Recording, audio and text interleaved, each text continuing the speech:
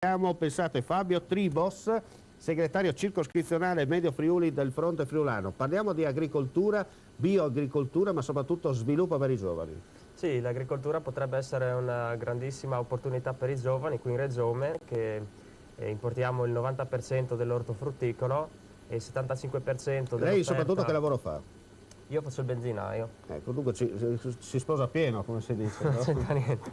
Ecco, insomma, anche la verdura... C'entra perché possiamo dire che l'agricoltura fatta qui sarebbe una cosa buona farla a filiera corta, così si potrebbe ridurre l'inquinamento, ridurre il trasporto, ridurre il traffico.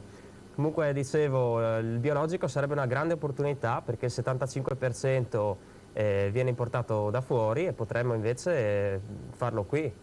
Creare posti di lavoro. Soprattutto mi permetta di dire la zona del Medio Friuli è un po' il giardino della nostra regione, no? Con cultura... Sì, ci sono moltissime belle zone. Ci sono poi, tra l'altro va detto che partendo, non so, da Fagagna, arrivare fino a Rivignano, fino alle coste dell'Adriatico, insomma è una zona veramente prospera per quanto riguarda l'agricoltura. Sì, sicuramente. Forse qualcuno invece la vuol cementificare, non si sa per quale motivo, però secondo me è quello, come dice lei giustamente, il volano di ripresa per l'economia in regione. Sicuramente non la cementificazione, che poi a chi andranno quelle case. Anche perché mangiare il pomodoro col cemento non è proprio il massimo, no? Sì. E poi insomma la specialità, la cultura, la territorialità, l'aspetto agricolo, no, della nostra regione era la particolarità di una volta, adesso qualcuno invece la vuol cancellare. Però adesso dobbiamo guardare in faccia la crisi e cominciare magari a fare l'orto e cominciare, insomma. Senta, le posso chiedere quanti anni ha? Io ne ho 22. Come mai si è gettato nelle vinghie della politica? C'è stata una serie di coincidenze che mi ha portato a un percorso culturale che mi ha spinto fino al Fronte Friulano. Ecco, lei è nella zona del Codroipese, dunque del Medio Friuli, di preciso dove abita? E io abito a Gonars. Ecco, abita a Gonars, comunque è una zona molto bella anche quella perché c'è Palmanova e tutto il resto. E se io le chiedo, faccio una domanda così abbastanza, come si dice, a cielo aperto, dai, usiamo questo termine, a cielo aperto, le chiedo, domani mattina lei diventa assessore provinciale. Sì. Ecco, secondo lei è giusto tenerle aperte le province o le facciamo chiudere?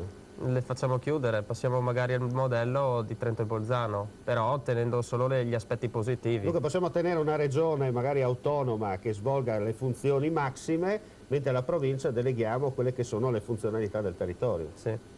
Questo mi piace, ecco. Molto bravo al nostro amico, le auguro insomma le migliori fortune. Col distributore come sta andando? Bene. Bene, visti i tempi, no? Beh, lo sconto regionale voi quanto ce l'avete a Gonars?